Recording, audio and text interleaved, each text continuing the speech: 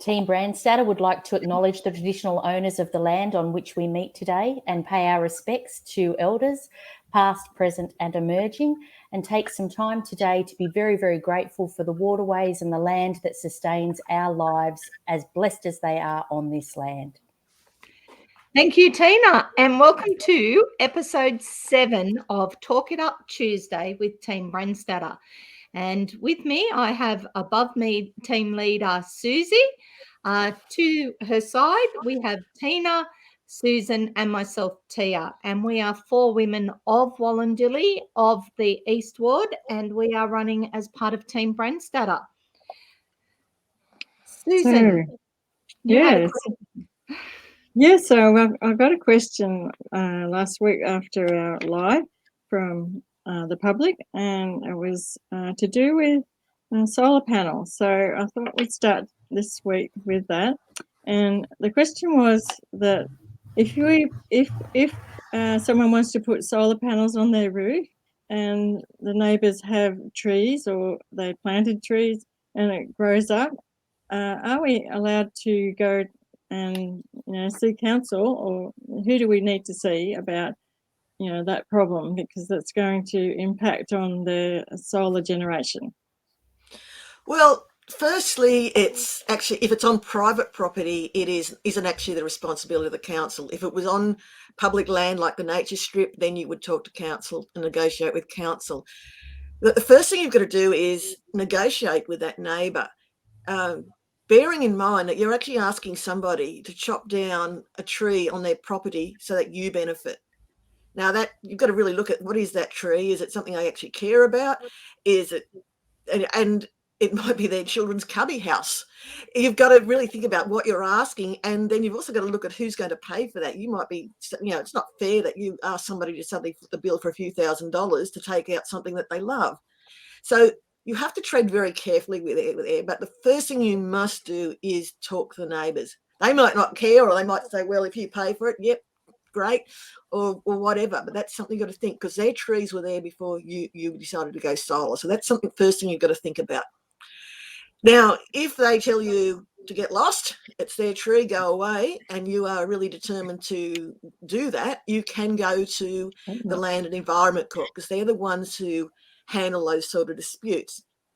And this decision may go your way or it may go their way. One of the things that they are going to look at, is it an Australian native tree, and that sort of thing. But that's, if you are prepared to go to the expense of going to the Land and Environment Court about it, you can do that. Now, the thing you've always got to think about is, it is not going to enhance your relationship with your neighbour. No one likes neighbours who take people to court. So that's something you've really got to factor into this. So that's why they always sort of say, talk to the neighbours, see what you can do.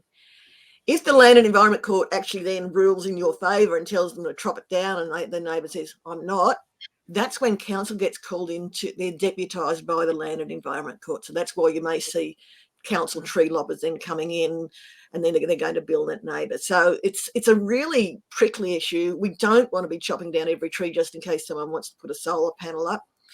But we want solar panels too. It's really important that we really look at that. But we want to keep the amenity of our environment. We don't want to go around just chopping down every tree. So it's a very tricky question and very fraught, and something you do need to seriously think about. So it's sort of something where council has to be on, doesn't have to be involved, but it's good to talk to your council. But it's also part of that community apathy, isn't it? Like, community has to be involved with community. We can't just sort of expect 1 or 2 people to make all the decisions. Everyone needs to be involved, and that kind of cuts across to why we're all here, isn't it? Is getting the community involved, getting people not they don't have to jump up and shout and attend all the meetings, but they've got to understand and know what's going on in their community. So is council listening to people? I don't think they are a lot of the time. Now, first thing you touched on, of course, was those councils, people not communicating with the council either, where they put out surveys when 42 responses to a pretty major survey is not a great response in our community. But every one of those responses is extremely valuable. And what we noticed or at the last council meeting was that council ignored 39 of the people who responded against the raising of the height limit in a spot DCP and went ahead and did it. And that was definitely not council listening to the people. Because those at the same time, those 3 people who thought it should happen, they're the ones that got listened to. So I really urge people, if council puts out a survey, for goodness sake, respond to it. But they certainly didn't really listen to us on that.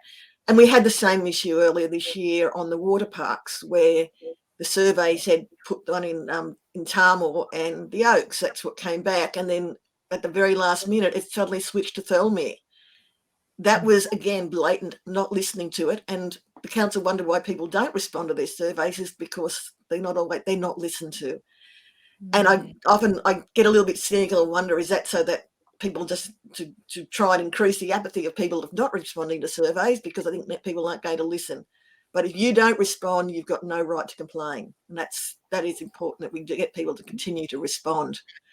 Yeah. And I mean, this morning I was talking to a person, one of our concerned community group members, who again couldn't get council to listen to him when he rang them. He just got told to go back and look at a website, and that is not good council service. That is not good service. So again, it's not listening. I'm quite sure we're all happy to listen and ask questions, but when we don't get enough information, and we don't want an over lot of information, but what we need is to, when they talked about the raising of the thing, why wasn't there some sort of consultation where it actually outlined simply the pros and cons for doing that?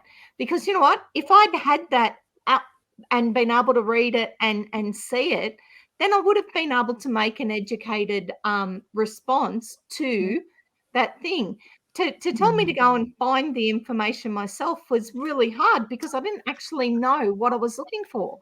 And then the information is often quite dense when it's written in those formal documents, like for the raising of the council chambers. Yeah. And it was a very dense document. So even though it was supplied, it's requiring people to have a certain amount of time that obviously most of us don't have as well. And then in language that most of us don't understand. Yeah. Yes, and that is another issue. Now the thing is, they did listen. They did listen in certain things. I spoke at the community forum about the new flats DCP, the amendments to that, and to a certain extent they did listen. What they decided to do was all the suggestions that we did make, that they become part of the new DCP review that's planned in July, because they're going to absolutely overhaul all the DCPs in next July. That's on the council's calendar. It's been funded, because it always costs money to do a review of anything. So our suggestions for that have been listened, at least part of that, so that conversation is not completely shut down. And the other suggestion we did make was about the parking spots. And that's the parking spots are at a mandated size. And that's great. But if you've got a big vehicle on either side, you can't get into it. And that's what they call the swept pathways, because they only do the swept pathways for small vehicles. So only 85% of the vehicles in a shire would be able to get into them. Whereas what we suggested was that 99% of the vehicles in the shire should be able to get into them. So they did actually listen to that. And after much discussion, they agreed that they would put that into the policy for flats, that what they call the swept pathways have to be made suitable for B99 vehicles. So because B99 vehicles aren't just people's small trucks, they're also disability vehicles and taxis and that sort of thing. It's not everybody in our shire drives a tiny little vehicle. So that was even the tiny little vehicles. Even the tiny little vehicles, when you're trying to get kids in and out, you need to have the doors wide open, because you can't get a baby or a capsule or whatever into a car in this much space. Yeah. No. So anyway, so we had that was a success, and they did listen on that. Good. So I do appreciate that.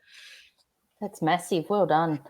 Susie, it won't be a surprise to anyone who knows me that I have a strong love of the Wollondilly Shire, and specifically the land that's here, trees and rocks included mostly.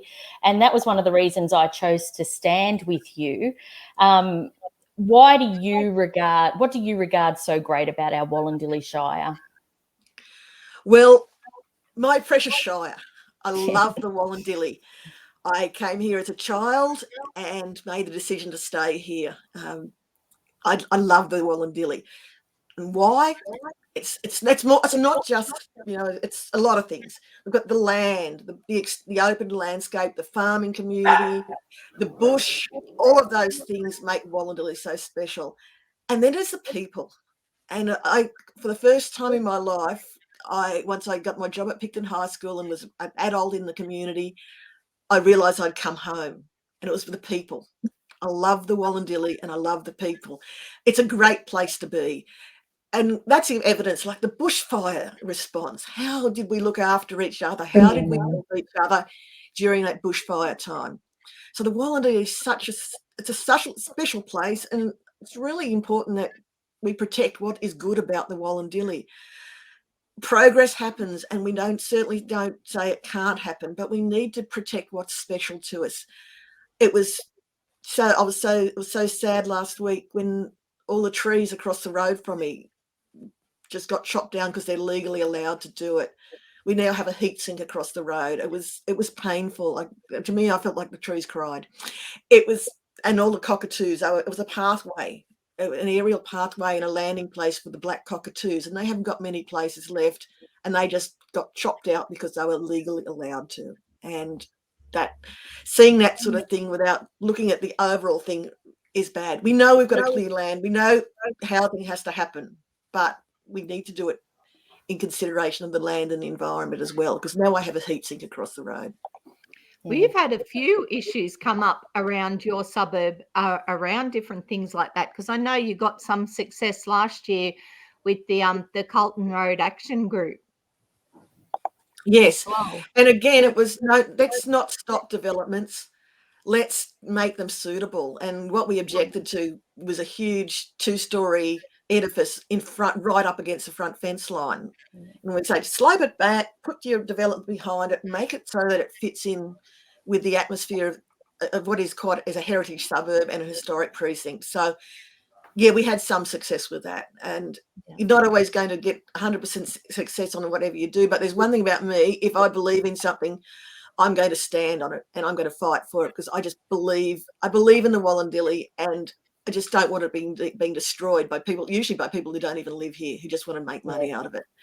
Well, having seen your success with that last year, that's one of the reasons why I'm part of your team, why I stood up with you to make some changes in council, was because, I know how much work you put into it. I know how many meetings you attended.